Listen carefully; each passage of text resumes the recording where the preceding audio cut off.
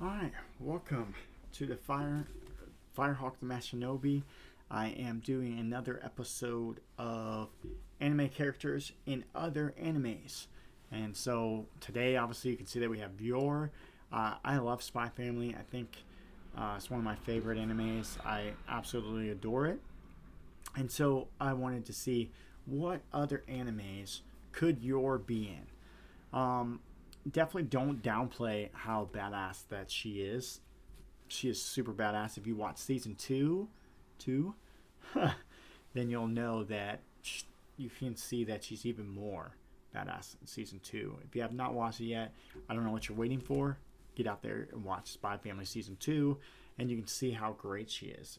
Definitely see the elevation of her. If you think that she's already badass from season one, then you should know. Okay, she's going to be even more kick-ass in season two. So, but I wanted to see what other, and we always do three. For what three animes could I stick Yor into, and I could see her thrive. Obviously, so far we've done Asta and we've done Gon. Those are the two that we've done so far. This is the third person that we're doing anime characters in other animes. So, like I said, we've already done two other characters. We're doing Yor today. What other animes could we stick her in and see her thrive? That's the question. There's other animes that I think she could do well in, and I probably will do an honorable mention of one of those at the end of this episode. But I don't think she would thrive in that one. That's the question. What three animes could I put her in and see her thrive in? And obviously, she is a great assassin. She is great with hand-to-hand combat, great with weapons.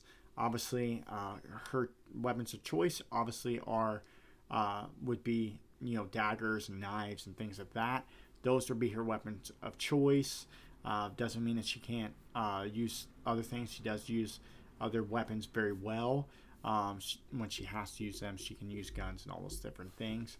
But she prefers keeping it with knives and things like that, and with keeping, basically, she's really great with hand-to-hand combat. So those are things that we know about her. She's a great assassin. Obviously, she's a great assassin, and is really great being the Thorn Princess.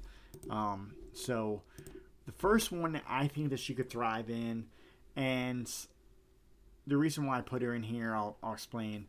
But I obviously am a Hunter x Hunter fan. Everybody knows that.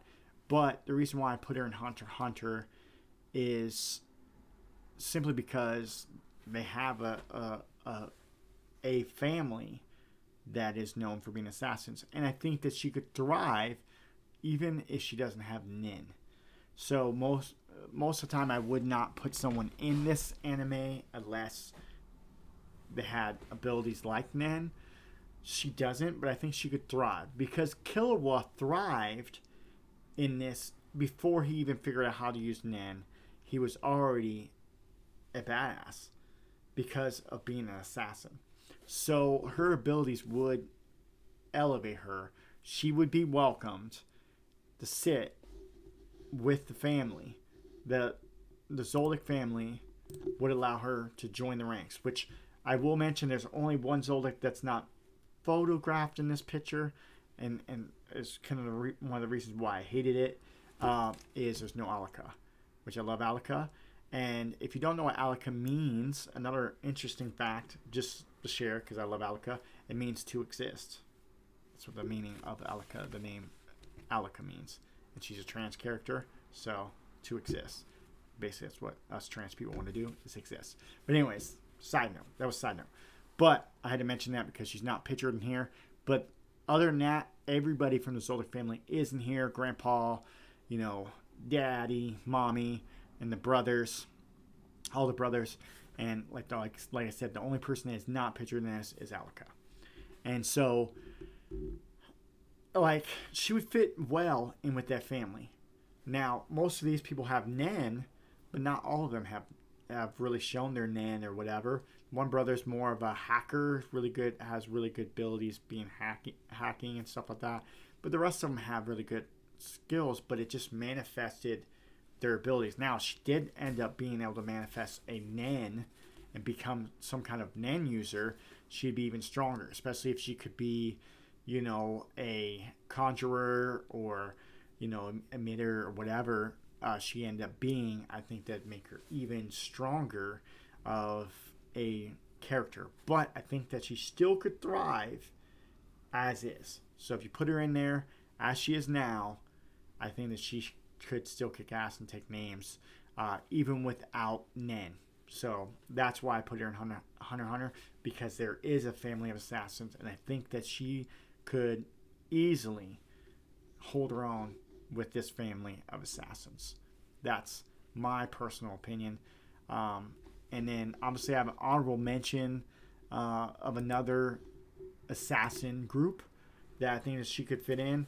And if we were taking her over to a comic book world, I think she could fit in with the League of Assassins. And I think that I honestly think that she could beat Ra's al Ghul with her skills, because Ra's al Ghul's more swordsmanship, I guess. I would say he's more swordsmanship than he is. I think most of the League of Assassins, there are some that are hand-to-hand combat. They do put hand-to-hand combat and bow, but there isn't always a lot of hand-to-hand combat. Most of the time, it's more on your skills with the sword. And so I think that she could thrive because she'd be better at hand-to-hand combat than he would, because he's more of a swordsman. And so I think that she would thrive because she'd be also a lot faster than him as well. A lot lighter on her feet and a lot faster. So I think that she could be Ra's al Ghul. That's a bonus. Just putting it in there.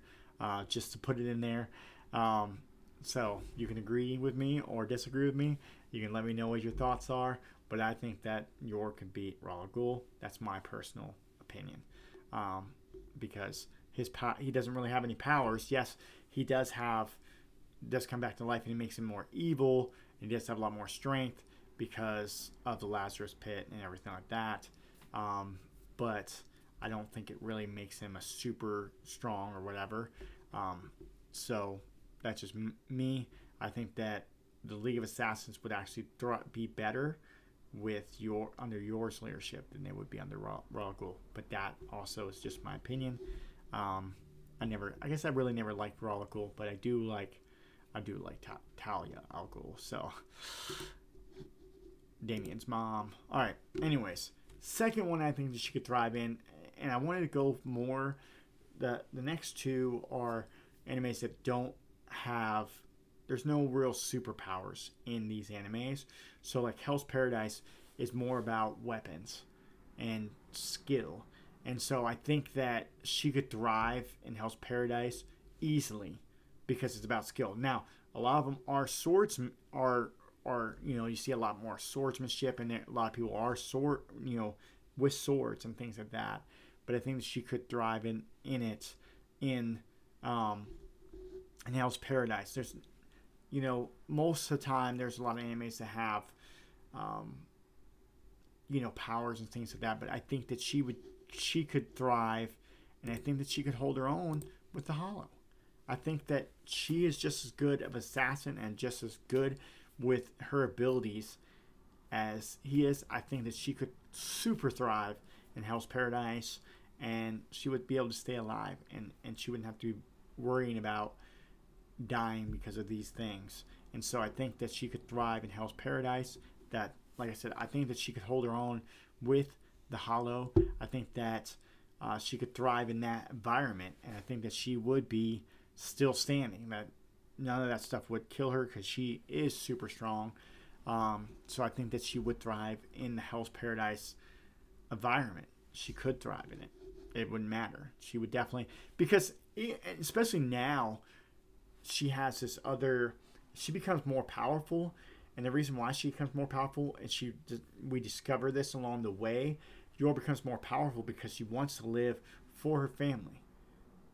She feels like she has to live. Before, obviously she wanted to survive, but it wasn't that she had to survive or had to live. Now she feels like she has to live.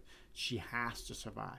She has to get back to Lloyd and Anya. So, where it wasn't always that way before. So, I think she would thrive in this atmosphere. I think that she would thrive in Hell's Paradise. I would love to see it. I would love to see her in Hell's Paradise and see that atmosphere because, I mean, she would just be kicking ass for sure. For sure. The next one I think that she could thrive in that doesn't have any powers, obviously, is Attack on Titan. Um, Obviously, there is Titan power. There's Titan power in Attack on Titan, but everyone else that kicks butt they don't have any superpowers. It's all about their ability with swords or weapons. And so I think that she would be thriving right there with the Ackermans, with Mikasa and with Levi. And I think a lot of people compare Mikasa to basically a Yor. Their style and basically how they handle themselves are very similar type of people, and very driven by those around them and the people that they love. Yor's always been driven by the people that she loves. She loves her brother Yori, and so Mikasa is obviously she's always wanted to take care of Eren, and so I do see very similarities. But I think she could hold her own just like Levi. Levi's a short king, but he was killing it, and I think she would hold her own right there with the Ackermans, and she could take down. I mean, can you imagine just her abilities and how fast she is and how skilled she is? You could just see it, and so tell me if I'm wrong. Like, I think that she would thrive in Attack on Titan. I think she would thrive and stay alive, obviously. But the love story wouldn't probably thrive because love stories don't last in the Attack on Titan world. Someone usually dies. So that's just how it is in Attack on Titan world. Honorable mention, I think that she would be a great, obviously, and a great shinobi. I think that she could do well. But the only reason why I don't think she would thrive is because without chakra and without the abilities, I don't know if she could. I think she'd be a great shinobi, and I think that she could thrive in a way, but I don't think she'd be as successful as she could be if she had chakra. If she had a chakra and she had those abilities, some kind of other jujitsu powers other than hand-to-hand combat. Now, if you took away and you just did hand-to-hand combat and you took away the chakra and those abilities, and it was just about hand-to-hand combat, she would thrive in Naruto because she's great with hand-to-hand combat. And so I also another honorable mention I almost put in was Vinland Saga because Thorfinn uses 2 daggers, and I think she would thrive with Thorfinn too. But that'd be interesting. That's just another honorable mention. But I think the 3 that she does thrive through, honestly, would obviously, I think she would have a great place in Hunter x Hunter, even without Nen. Even without Nen, I think she would thrive. Then I think obviously she would super thrive in Hell's Paradise, and I think that she would also thrive in Attack on Titan. She'd be a legend. She'd be like Levi. Everybody would Levi and Mikasa. She'd be right there with them. Everybody would know. I mean, she'd be taking down Titans left and right, and it'd be amazing. It'd be amazing to watch because she is an amazing person. I do love Yor very, very much, and I think that she has some great abilities and great powers. And that's why I think that she would thrive in a lot of these other areas too. I think that she could thrive with the League of Assassins in the DC world. That's why I mentioned it. I mentioned a couple different things, aspects or different things side because she is great at hand-to-hand combat. And I don't know if she's the greatest at hand-to-hand combat because there are other great people like Kakashi is really good at hand-to-hand combat and different things. And obviously Kakashi was also a great assassin too, so she would fit with Kakashi. But she would definitely fit with a lot of these different people in different assassin type worlds. She could definitely fit with, and she would obviously fit with Itachi too, because he was an assassin too. But like I said, the worlds that I think that she would thrive the most is Hunter x Hunter, Attack on Titan, and Hell's Paradise. Those are the three that I think that she would thrive on. And so just let me know what you think. Tell me what you think, what your thoughts are. Where do you think Yor would thrive on? And where do you think that she could be successful? Is there something else? Is there another anime that maybe I missed or didn't even think about? And definitely share your thoughts with me. I would greatly appreciate that. Thank you for watching, and join me next time when we do another anime character in other animes.